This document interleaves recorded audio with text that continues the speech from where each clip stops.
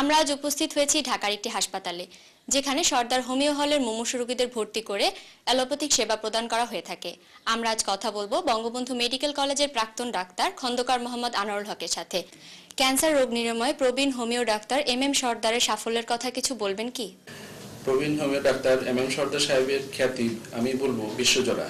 এই জন্য আমি বলছি যে আমাদের এখানে আমাদের দেশের থেকে যেসব রোগী চিকিৎসার ব্যর্থতা নিয়ে পার্শ্ববর্তী দেশে যাচ্ছেন, এমনকি ব্যাংকক সিঙ্গাপুরেও যাচ্ছেন, তারা এখানে আবার ফিরে আসেন এবং ভারত থেকে সাধারণত সর্দার সাহেবের নামেই বলে দেয় যে আপনারা এম সর্দার সাহেবের কাছে যাবেন। সুতরাং আমি এটা নির্বিঘ্নে বলতে পারবো যে সর্দার সাহেবের নাম এখন আন্তর্জাতিকভাবে স্বীকৃত।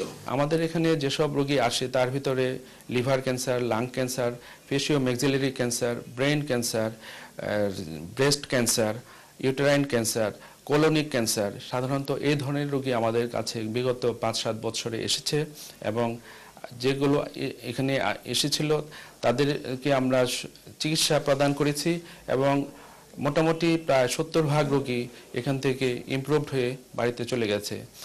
6 মাস কি 1 বছর পর তারা আসে, অনেকে সুন্দরভাবে জীবনযাপন করে যাচ্ছে। আজকে আমার সামনে এসছে এমন একজন রোগী যিনি নাকি বিগত দিনে লিভার ক্যান্সারে আক্রান্ত ছিলেন, প্রচুর পরিমাণ অ্যাসাইটিস ছিল এবং আমাদের হাসপাতালে উনি ভর্তি হয়ে আরোগ্য লাভ করে এখন সমাজে সুস্থ জীবনযাপন করছেন। আমার পাশেই বসা আছেন সেই রোগী। আমি দেখছি আজকে উনি আমার সঙ্গে দেখা করতে এসে ওনার যে পরীক্ষা নিরীক্ষা করার পরে আমি বুঝতে পারলাম ওনার ভেতরে এখন আর কোনো ক্যান্সারের বীজ নেই। সুতরাং আমরা এর দ্বারা বুঝতে পারি যে এই সমাজে ক্যান্সার রোগ সময় মতো যদি চিকিৎসা দেওয়া যায় তাহলে অবশ্যই সেটার আরোগ্য লাভ করে। এবং সর্দার হোমিও হল কর্তৃক যত রোগী আমাদের হাসপাতালে এসছে তারা মোটামুটি আমাদের এখান থেকে সুস্থ হয়ে বাড়িতে সুস্থভাবে জীবনযাপন করছে, এটাই তার প্রমাণ। ডাক্তার এম সর্দারের হোমিওপ্যাথি চিকিৎসায় বহু মরণাপন্ন রোগী আরোগ্য লাভ করেন।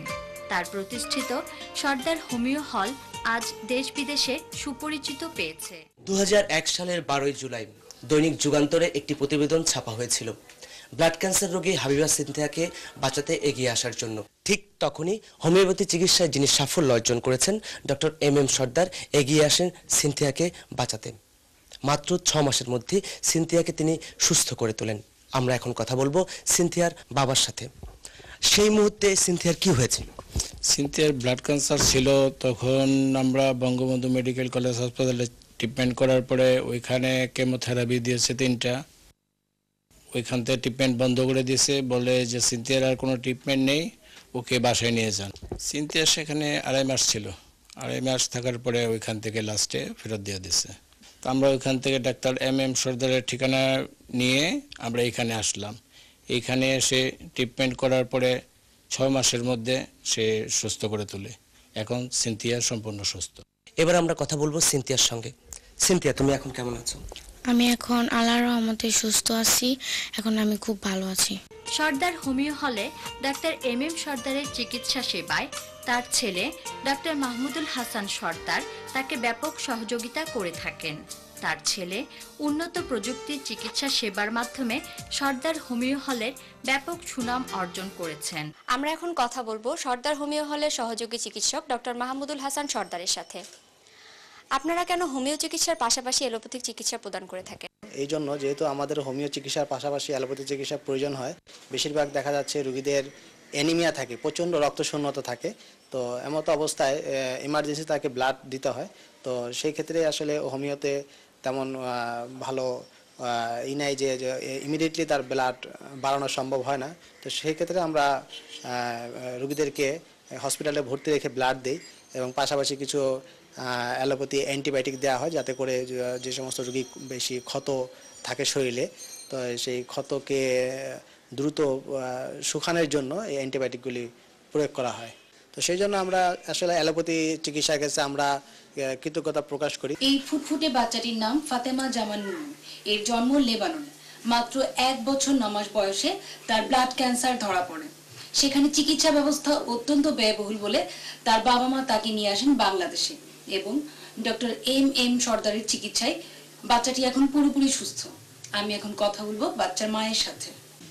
আমার বাচ্চার বয়স যখন 1 বছর 9 মাস, তখন ওর সমস্যা দেখা দিল, দাঁত উঠলো, দাঁতে ঘোড়া দিয়ে রক্ত বাহির হতো, রাত্রে ঘুমাতো, সকালবেলা দেখলাম প্রচুর রক্ত জমাট হয়ে থাকতো। তখন এভাবে ওখানে ডাক্তার দেখালাম, ডাক্তার বললো যে এটা হয়তো বাচ্চাদের দাঁত উঠার থেকে সমস্যা দেখা দিতে পারে, তো সম্পূর্ণ দাঁত উঠা হইলে এটা সাইরা যাব। তখন দেখলাম দিনের দিনে দেখলাম যে না, কোনো পরিবর্তন লক্ষণ দেখা দেয় না। তখন হঠাৎ একদিন দেখলাম নাক দিয়া প্রচুর রক্ত বাহির হয়েছে পরে হ্যাঁ ওটা ওকে নিয়ে মেডিকেলে চলে গেলাম। মেডিকেলে গেলাম পরে ওখানে ব্লাড টেস্ট করা হলো পরে ও বললো, ওখান থেকে ডাক্তার বললো যে ওর ব্লাডের সমস্যা আছে। আমার ভাইয়ের কাছে টেলিফোন করলাম যে আমার মেয়ের এই সমস্যা দেখা দিছে। তখন ও বললো যে আপনি ইনশাল্লাহ দেশে চলে আসেন, দেশে অনেক চিকিৎসা আছে। তারপরে দেশে মেয়েকে নিয়ে আমি 1 বছর 9 মাস, তখন আমার মেয়ের বয়স, তখন আমি সাথে 12 আগস্ট আমি ওকে নিয়ে চলে আসছি। আসার পরে এখানে মেডরুমার যাইয়া বর্মেরও করলাম, সব চিকিৎসাই করলাম, পরীক্ষা নিরীক্ষা যা যা ডাক্তার বলছে করলাম। করার পরে সেই যে সিনথিয়া যে ছিল, ওকে ওর বাবা মার সাথে যোগাযোগ করলাম। আমার ভাই বলল যে আমরা ডাক্তার এম এ সর্দারের গ্রিন রোড, ওনার কাছে এক রুগী ভালো হয়েছে, ওরই মতনই এরকম সমস্যা দেখা দিছিল। তখন আমরা আর কোনোখানি আর চিকিৎসা করাই নাই, আমরা সোজা ডক্টর এম এ সর্দারের কাছে চলে আসলাম। আসার পরে স্যারের সাথে ওর সব পরীক্ষা নিরীক্ষা কাগজপত্র দেখা হলো। দেখার পরে স্যারে বলল যে ইনশাল্লাহ বয়ের কোনো কারণ, আপনারা যদি ঠিকমতো ট্রিটমেন্ট চালিয়ে নিতে পারেন আপনার বাচ্চা ইনশাল্লাহ ভালো হবে। আমরা এ পর্যন্ত স্যারের চিকিৎসায় আমার মেয়ে ইনশাল্লাহ সুস্থ। আমি এখন কথা বলবো বাচ্চাটির মামার সাথে। আমার কাছ থেকে জানতে পারলাম যে বাইরে অনেক ব্যয়বহুল চিকিৎসা, এটা মিনিমাম 15 থেকে 20 লাখ টাকা, তো পজিটিভ 20% দেয়। তারপর বললাম যে দেশে এসে পড়ে সিনথিয়া আমার পাশের এলাকায়, ওর সাথে আলাপ করি, দেখা যাক কি হয়। তারপর তো স্যারের সাথে আলাপ করে স্যারের কাছে আসলাম, স্যার এম সর্দার স্যারের কাছে। তারপর 15 দিনের মধ্যে আল্লাহর রহমতে সুস্থ আমার বাগনি। তো এখন তো আল্লাহর রহমতে পুরো সুস্থ। স্যার খুব ভালো লোক, আর্থিক দিক দিয়ে অনেক সহযোগিতা করেছেন আমাদের। স্যারের একটা বিশেষ গুণ, উনি খুব ধার্মিক লোক, পরেশগার লোক। তারপর দোয়া করি উনি সবসময় সুস্থ থাকুক, আরও ক্যান্সার রোগী যারা আছে ওনারা তার সাহায্য নেক, এই কামনা করি। এখন আমি কথা বলছি মিসেস সাকিরিন সাবেরের সঙ্গে, যিনি একসময় এখানকার পেশেন্ট ছিলেন, বর্তমানে তিনি পুরোপুরি সুস্থ। আচ্ছা, আপনি এখন কেমন আছেন? ভালো আছি এখন। আচ্ছা, আপনার কি হয়েছিল? আমার ব্রেস্ট ক্যান্সার হয়েছিল। আপনার এই সমস্যাটা কখন ধরা পড়ে? 2001-এ। এর আগে আপনি কোথায় চিকিৎসাধীন ছিলেন? আমি এলোপ্যাথিকে চিকিৎসা করেছিলাম। তার কোথায় কোথায় চিকিৎসা নিয়েছেন? আমি ঢাকা মেডিকেলে, তারপর ল্যাবেডে, বডি ল্যাবেডে আমি এক সার্জারি ডাক্তারের সঙ্গে ডাক্তারের কাছে দেখালাম পর, তো উনি বললেন যে অপারেশন করতে হবে। তো অপারেশন করার পর তারপরে যে ওনার এম সর্দার ওনার কাছে আসলাম। তার মানে অপারেশন করার পরে আপনি পুরোপুরি সুস্থ হয়ে ওঠেননি? না।